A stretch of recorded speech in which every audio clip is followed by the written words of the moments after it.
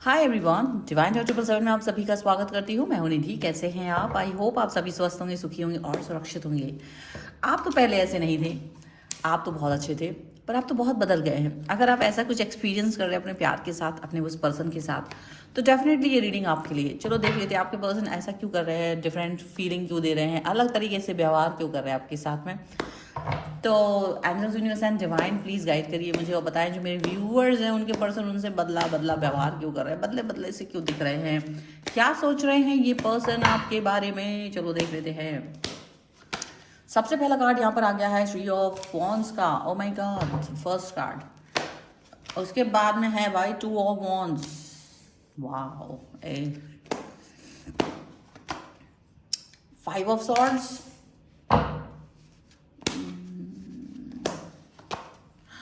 devil,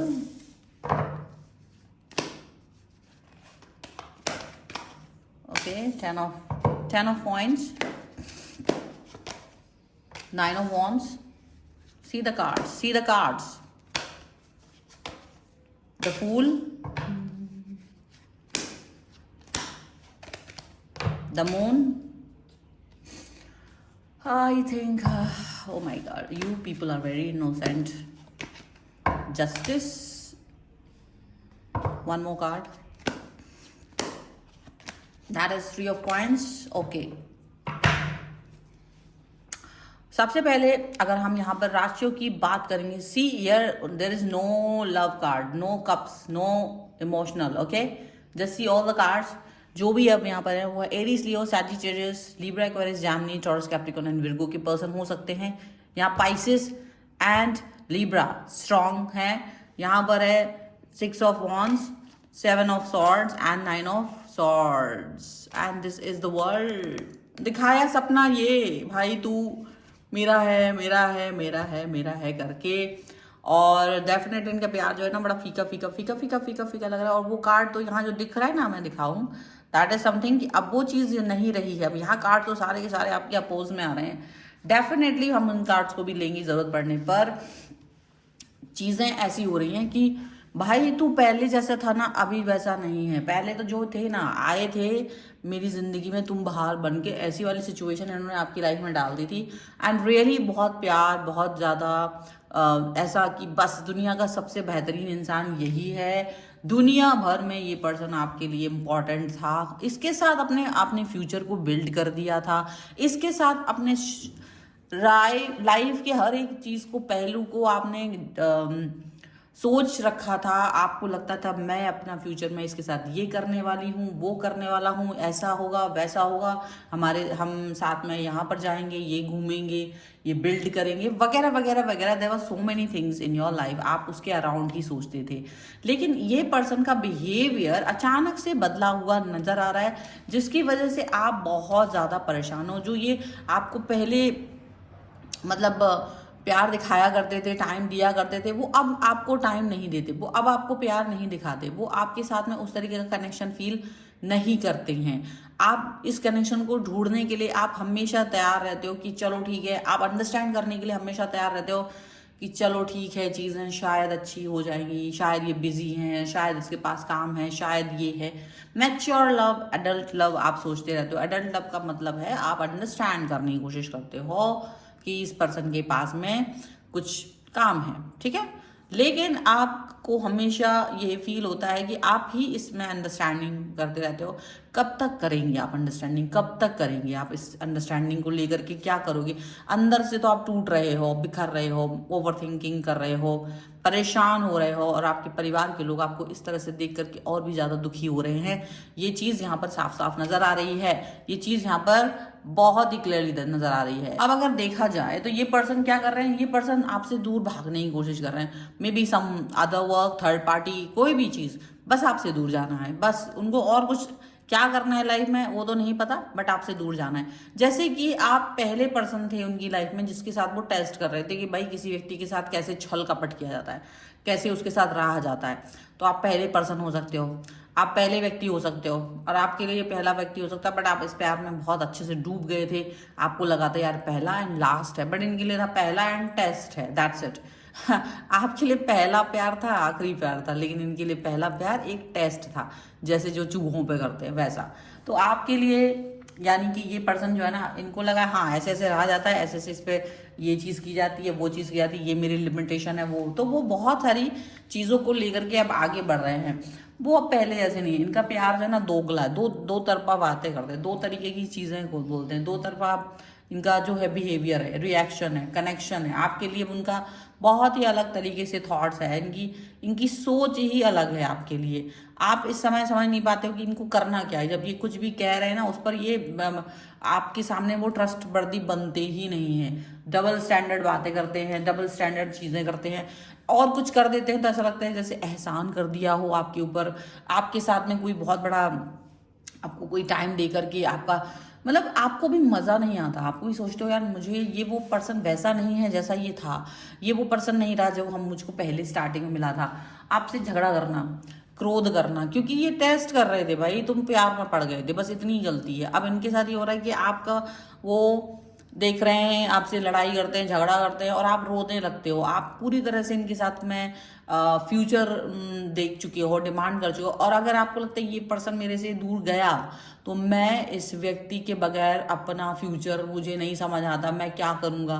दुनिया में हज़ारों काम है, लेकिन आप इस व्यक्ति के बगैर फ्यूचर नहीं देख पाते हो, और फ्यूचर का आपने कभी कभी कोई सोचा ही नहीं। जो सोचा है इसी व्यक्ति के साथ हो जाए, और जब ये व्यक्ति आपसे दूरी बना रहा है, डिस्टेंस बना रहा है, तो आपको लगता है बिल्कुल अच्छा नहीं लग रहा है।